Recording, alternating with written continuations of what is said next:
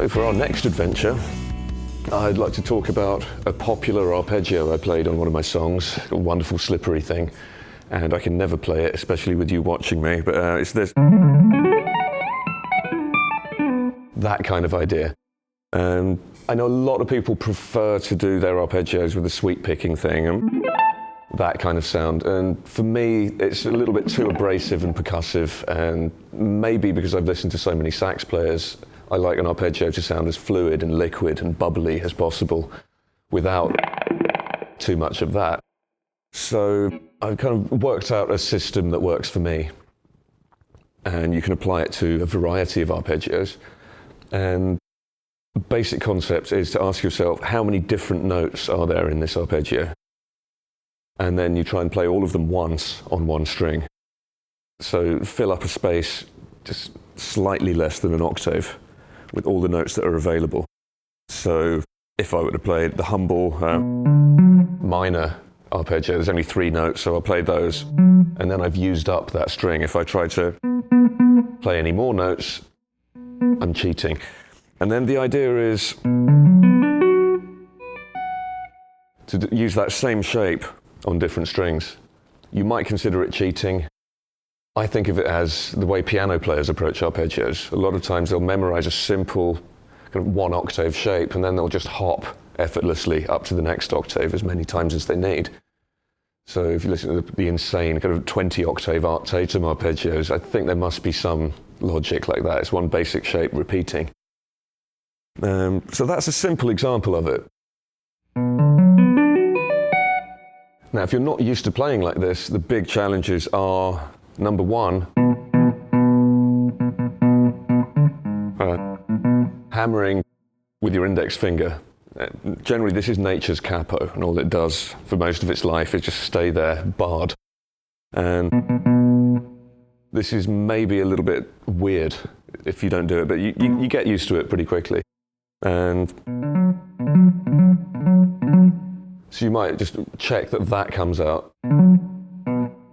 And then, when you move on to the next string, the logical thing is to hop onto the D string and move up 2 frets, and then all the notes are the same. Your shape still works. But it's probably worth slowing down at that point.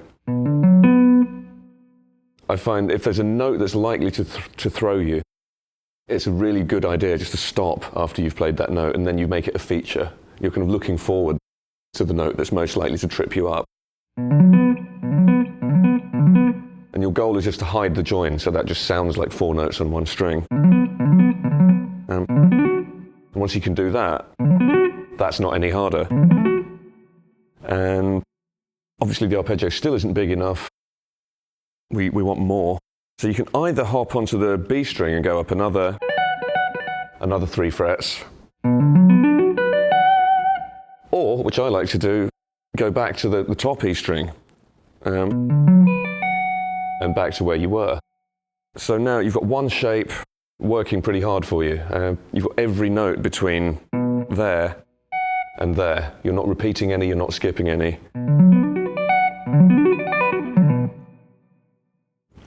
It gets more fun when you start to complicate things and add some extra notes. So I might, for instance, want to have a minor 7th arpeggio, in which case I could maybe add the 7th there.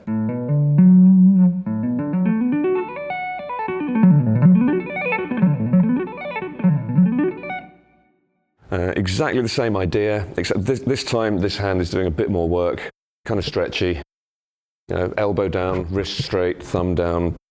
If you need the neck of the guitar up here by your nose, and so be it. All that matters is that it sounds good. So exactly the same principle, or I could do it for a major 7th arpeggio, or I could go for something like this. It's kind of an unusual arpeggio that you don't hear every day, but it's no harder for your hand to execute than the humble minor 7th arpeggio.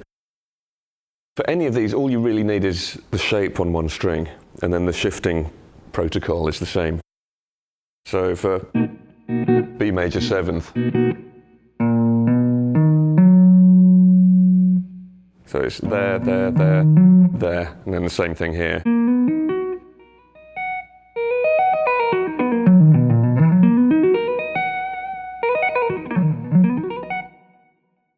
it might be worth really focusing on the shift between the end of one string and the start of the next.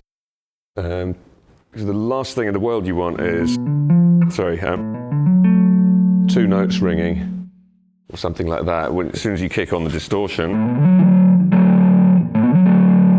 it's an ungainly sound. It spoils the whole monophonic appeal of a lick like this. You might even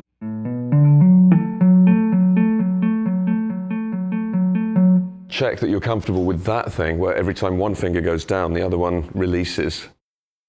I think the main thing that throws people when they're descending in pitch is this kind of assumption that you can do the hammer-on backwards. And like if hitting the string really hard gives you a note, then removing your finger really hard should give you another note, and it doesn't. I think when you're coming down, your tapping hand has to act like a pick. You can test that just by having all the fingers lined up and then tell yourself you want to hear the 10th fret on the E string and see if you can get a really loud, convincing note. I'm deliberately doing this with a clean sound, even though it's harder.